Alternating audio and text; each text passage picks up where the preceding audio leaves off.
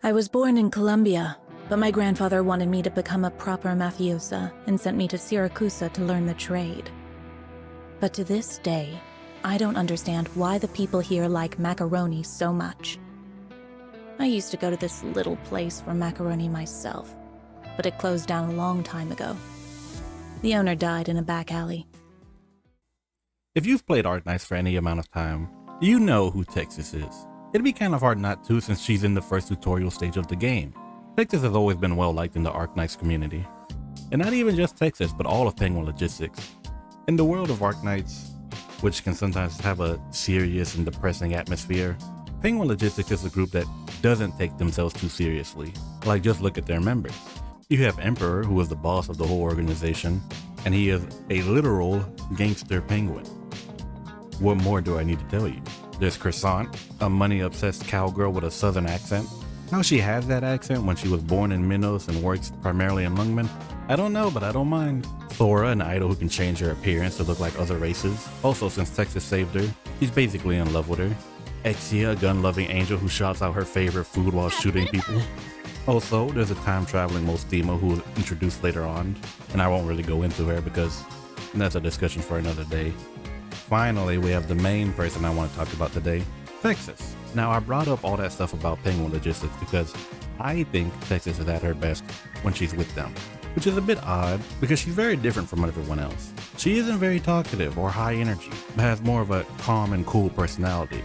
Comes off as more of a lone wolf, no pun intended, obviously. She's also cold-blooded, being a former mafiosa that is seen and caused a lot of bloodshed. Not to mention, she has a longtime rival that constantly seeks her out for their next fight.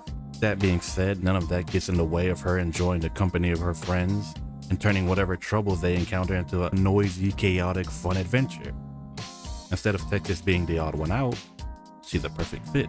Now, disclaimer before getting into all the story stuff, I read most of this a while ago, and I'm just going off what I remember, so if I get something wrong or you disagree with me on something, by all means, leave a comment. Just don't be rude to me or anyone else. Please and thank you. Story-wise, Texas has been in the main story for a bit, the Code of Brawl, and Il Siracusano. Outside Il Siracusano, there isn't much I want to talk about, but I'll still briefly go over the other two. そう我と並び立つ実力なりこれまでの犠牲に報いることができればいいがな私が好む結末を教えてやろう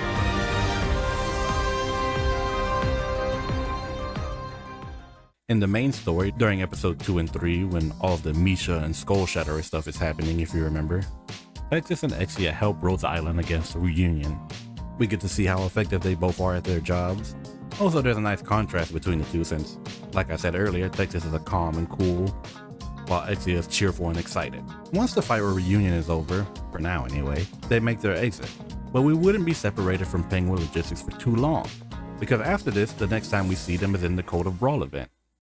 ただいまモスティモ久しぶりに戻ったけど相変わらずめちゃくちゃだねみんなそんなことより今までどこに行ってたのさいろんなところだよそれこそ数えきれないほどにねもう後できっちり聞かせてもらうからねアークナイツ新イベント喧騒の掟騒がしい夜に譲れないルールさあ始めようか The Code of Brawl story takes a look at Penguin Logistics as a whole, but it's primarily focused on Bison and Mostima. While Texas isn't the main focus, he still gets a good chunk of screen time and dialogue throughout the story. We get to see some slightly different sides of Texas during this event. One is that she's a bit competitive because once Exia takes off on a bike, she immediately goes after her, not wanting to lose. However, everyone forgets about Bison, and they leave him alone against a bunch of thugs. I think Mostima ends up saving him if I remember correctly. But speaking of Bison, he's kind of indecisive and has trouble following along with the rest of the team. It isn't until later when Texas points this out to him that he actually makes a change. Now, whether she does this intentionally to help him or is just genuinely annoyed with him at this point, it could be a mix of both, but it does show another side of Texas. Side note before I finish up with Code of Brawl, I forgot that this event has a credit scene at the end, which made me wonder why they stopped doing this for event stories. Because personally, I liked it. I wouldn't mind if they brought it back eventually. But, you know, it's been years, so I doubt it at this point. Anyway, Texas's operator files have always alluded to the fact that she was going to get her story expanded in the future. Not only did she get a new 6-star upgrade, but we also get to learn more about the famous Texas Mafia family in the event El Siracusan. 血の掟の呪縛。それでも選んだのは私だ。アークナイツ新イベントシラクザーナ。さっさと片付けるさ。